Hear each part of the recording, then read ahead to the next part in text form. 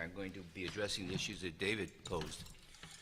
Let me basically begin by saying what you read about corruption is very complicated. There are many factors. There's so many solutions. How can you make heads or tails of this subject? So let me start by trying to simplify the discussion. What is corruption? Corruption, by an economist, is the use of public office for personal gain.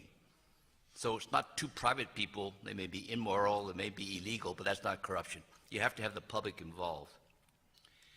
Let me use this definition to look at corruption and answer three interesting questions. Economists basically argue that corruption retards growth. If that's the case, why has China grown so rapidly? Did it grow because of corruption, or did it grow in spite of corruption? Second, most developed rich countries, corruption comes down. Corruption is supposed to moderate the richer you are and the faster you grow. In China's case, corruption is getting worse the richer they are. So even on these first two questions, China seems to defy the standard ways we look at it. In fact, economist studies, China always comes out as the outlier. It doesn't fit. Third, how do you address the systemic causes of corruption? Here you actually, and most people conclude, you need a degree of political liberalization. What do we mean by that? How do we know when it's going to occur, and when will it occur, and why will it occur? Now, I'm going to talk about this from an economist viewpoint, not as a political scientist, so it's going to be slightly different. Let me go back to the person who started this all, Deng Xiaoping. Deng Xiaoping came forward with two major propositions: open up and reform. He created the dual economy in China, a market economy and a centrally planned economy side by side. And later I'll explain corruption is inevitable. Second, he basically said, to get rich is glorious. And of course, he meant that if you work very hard, this is great, you make a lot of money. He didn't mean that you could make money illegally. But legally, illegally, that was the tenet. So what he did was he launched the dual economy. And what is the dual economy? The dual economy has three players. Player one is a private entrepreneur. Deng basically told him, go out there and make money, produce. And he sees the possibility. He wants to produce something new, better than the old centralized economy. But he has no resources. So he finds where the resources are, and the resources are controlled by player number two. He's usually a manager and an SOE. The SOE controls the land, the money, the capital. The two start to get together and figure out how I should do something. But player A and player B, they can't succeed without player C. And player C is the local official party member, because only he can bless this arrangement. So the three of them collude. And they collude and bribe and share, and they strike arrangements in a centralized system, highly regulated, but it makes it function. And they get away with it, of course, because Deng basically said we must grow rapidly. So as long as you collude, but grow rapidly, it's fine. And that means investment must surge. So every official has a goalpost, a performance target. Investment must go up. Growth must be high. And if you do this, it's fine. A lot of money is made in this process, because the more money you make, the more money you can share it. So the more rapidly China grows, the more corruption grows in this particular system, because of the way incentives are structured. Now, how do you deal with this? Because it's actually not growth inhibiting, it actually generates more growth. And the answer, of course, the problem is a moral problem. It creates a sense of injustice, unfairness in China. It jeopardizes the legitimacy of the Communist Party. So there you have Xi Jinping coming through. Because corruption campaigns are almost always led by moralists. They target extravagant expenditures, bribery, corruption. They increase the penalties. Now, why do they increase the penalties? More people go to jail, more people get executed. There's been an economic study which showed that of the corrupt people, only 3% go to jail. So it's a low-risk, high-payoff profession. However, if I execute a few people, I've changed the odds. So the moralists are basically going along that line. Now, you have the premier and you have others. Those who are dealing with what I call the economic aspects. What do they focus on? The regulations, the bureaucracy. And what are they both groups trying to get at? The biggest source of corruption in China today is the control over inputs of production. That's a very technical economic term. What do I mean by inputs of production? Land, energy, capital, labor. All three of these inputs of production are controlled. Therefore, they're ripe for rent-seeking activities. Land is being expropriated, taken away from farmers, developed and sold, fortune being made. Energy, split markets, differential prices, controlled, fortunes being made. No wonder Xi Jinping has targeted the energy corporations as his first target. Capital, subsidized for state enterprises, local authorities, siphoned off and goes to the private sector. No wonder Chairman of the central bank wants to free up interest rates. Labor. Now, why is labor a source of corruption? Because labor can't move in China. And you have restrictions about residency, so hukou policy becomes a big issue. You can buy a hukou in Beijing for 200,000 renminbi. Have you ever thought of the fact that you could buy residency and it has a price? All three of these factors of production are the source of corruption in China, and they're the source of government reform agenda. So the link between reform and corruption is not accidental. They actually basically interrelated, and they have to be solved. Now, how do you deal with the political liberalization, and is it necessary? My favorite example is the example of a Chinese dining chair. Think of the Chinese economy as a dining table, a big round table, and the table is the economy. It's held together by a central pillar. That's a dining table, Chinese dining table. This is an extraordinarily successful growth model because that pillar is the composition of the party, the government, banks, enterprises, but all fused together, partly for corruption purposes, partly for coordination purposes, but a really effective growth engine.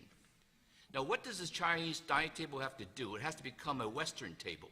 It has to be split up into a square. It has to have 4 legs. The party, the government, enterprises, and firms have to be split up. That's a big political issue, and that requires political liberalization. I've run out of time, but I can give you later, perhaps, an economist's interpretation of how that's going to occur, when it's going to occur, and why it's going to occur. But let me stop here. Thank you, Yukon. Bruce. Okay. I want to talk a little bit about kind of the public's reaction to the corruption campaign, and to do so, mention some findings from public opinion surveys that were done on a nationwide basis. First back in 2010, before the campaign began, and the most recent one last year, end of last year, to look at how the public is evaluating things today.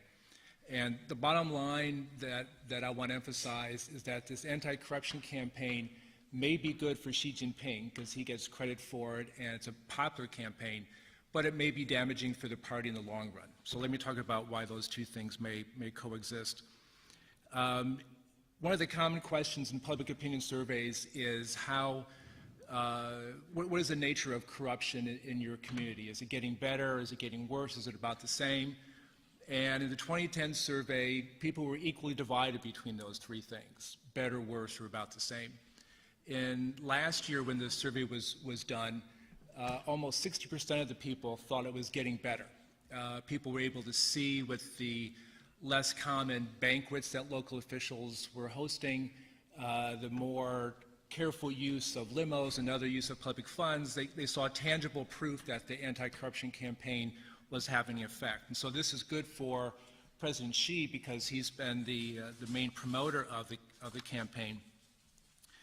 But it's also bad for the CCP because people have begun to realize exactly how extensive corruption is throughout the party and throughout the government and throughout the military.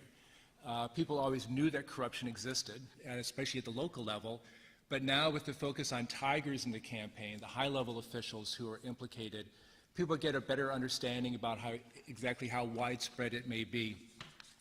So back in 2010, less than half of the people in the survey would say that corruption was either somewhat or extensive at the central level, but in 2014, 70% of the people thought the same thing. So a big increase in the percentage of people who saw corruption being a problem at the central level.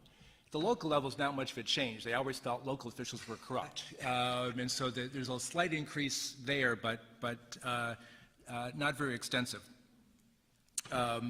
Now, you would think with all the attention given to corruption throughout the years that this wouldn't come as a big surprise, but most of the attention was focused on local officials. There are very few high-level people who were targeted, who were punished, whose exploits were broadcast as widely as they have been in the most recent campaign. And so in that sense, people have begun to realize exactly how pervasive this problem is and how well entrenched it is at the top of the system. In terms of what explains the degree of support that people may have for the status quo, for the regime as a whole, the more pervasive you think corruption is, the less support you have, the less trust you have in the existing institutions. We often hear about economic factors, performance legitimacy as a basis for the party's legitimacy, as much as rising prosperity, as much as your own incomes are increasing, has an influence on your attitude toward the regime. Your perception about corruption has an opposite and equal impact on perceptions of legitimacy. So in terms of public opinion, this campaign is kind of changing attitudes, especially about the central level, in terms of how pervasive it is, and has a larger impact on their general attitudes toward the regime as a whole. A second way that corruption is bad for the CCP comes from the personal experience of people involved in corruption. In the 2014 survey, about 20% of the respondents said that they had personally given a bribe to an official. This is not like given to doctors or teachers. That would be a different type of activity, but actually given a bribe to an official for some purpose. About 20% of the respondents reported they had done so. Another 28% said they knew a friend or family member who had done so. And so just as corruption is seen as a widespread problem, it's a supply and demand issue, right? So if there's people who are receiving bribes, there's lots of people giving bribes too, either on a large scale like businessmen or a small scale for everyday Chinese. Those who paid bribes also had less support for the regime than people who did not give bribes. So not just a perception that corruption is a problem, your personal experience led you to have less support for the regime than people who did not pay bribes. So this is having, just as it's having a positive impact perhaps for Xi, for the popular support for him as president and head of the party, it's also having a damaging effect on the regime and for the party's reputation in particular. At the beginning of the reform era, party elder Chen Yun was reported to have said that if the party did not fight corruption enough, it would destroy the country, but if it dealt with it too much, it would destroy the party. And here's an example where it may be having this kind of a negative impact on the party just by publicizing how pervasive it is, by punishing the wrongdoers. It has the perhaps unintended but not too surprising consequence that now people realize how bad it is, and it's tarnishing the reputation of the party. But at the same time, it has a lingering effect that the dilemma that Xi faces, as Chris mentioned, the more this is seen as just a vendetta against Xi's potential opposition and not really addressing corruption, the more cynicism it creates and therefore further damaging popular support for the regime.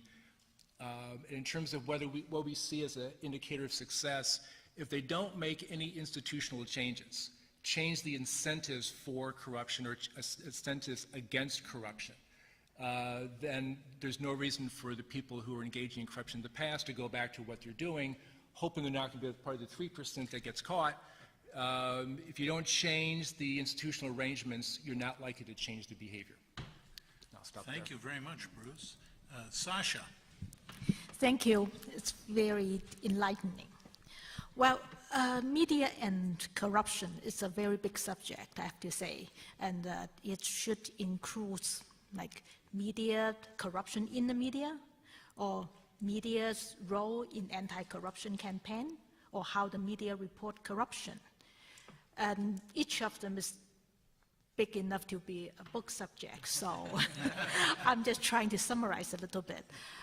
To say that, I would like to start from a very long, some small incident, long memory, long time ago.